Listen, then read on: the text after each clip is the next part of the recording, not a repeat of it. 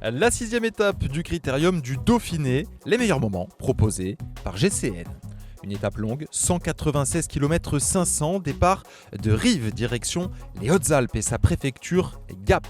Le peloton affrontera les reliefs de la Drôme, 4 difficultés répertoriées, dont les cols de Rousset et de Cabre, mais ils sont placés assez loin de l'arrivée, ce qui pourrait évidemment favoriser un regroupement. Scénario classique, une échappée qui met du temps à se constituer. Il faut attendre les 50 premiers kilomètres d'une bagarre intense avec toujours Wout van Aert, maillot jaune, et Hugo Page, le français, qui étrenne lui le maillot vert.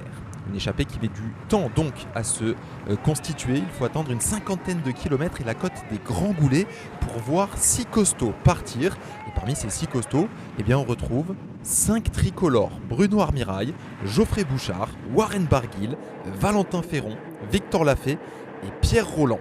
Ils sont accompagnés par un 6e homme, l'Italien Andrea Baggioli. Derrière, vous le voyez, c'est les équipiers de Tom Skujns qui roulent, les hommes de la Trek Segafredo. 6 hommes en tête qui collaborent bien. Alors évidemment, c'est facile lorsque l'on parle la même langue de bien s'entendre ou de trouver un terrain d'entente. Les Français qui marchent fort depuis le début du critérium, on rappelle les victoires d'Alexis Villermo et de David Gaudu. Ça a donné des idées. 10 km de l'arrivée, 2 minutes d'avance, tout porte à croire que la victoire va se jouer devant. 5 chances sur 6 de voir un tricolore s'imposer aujourd'hui. Mais attention, parce que celui qui a la plus grande pointe de vitesse, c'est Andrea Baggioli. Alors qu'il y a eu de la friction dans le peloton entre Molano et Hugo Page, et apparemment il y a un petit différend qui date d'avant le Dauphiné entre les deux hommes. Et finalement, les équipiers de Dylan Groenewegen se réveillent pour mener la poursuite. Mais c'est un petit peu tard, à 4 km de l'arrivée. Toujours 50 secondes d'avance pour les 6 hommes de tête, qui ne sont plus que 5, puisque Bruno Armirail a été distancé. La flamme rouge, avec tout le monde qui se regarde. Andrea Baggioli évidemment à la pancarte parce que c'est lui qui a la plus grande pointe de vitesse. L'anticipation, c'est malin de Valentin Ferron, le tout jeune coureur de la Total Energy et qui tente sa chance et qui fait le coup du kilomètre. Derrière, Baggioli est obligé de réagir mais il est un petit peu à contre-temps et il finit par s'essouffler.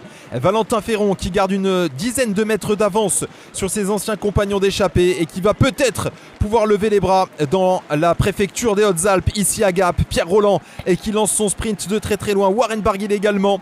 Baggioli aussi. Mais le plus fort et le plus malin aujourd'hui, c'était Valentin Ferron qui remporte la victoire à Gap.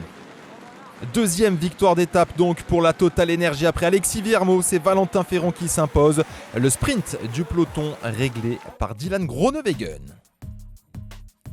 Et le triplé français, 3 Français sur le podium, la belle victoire de Valentin Ferron devant Pierre Rolland et Warren Barguil.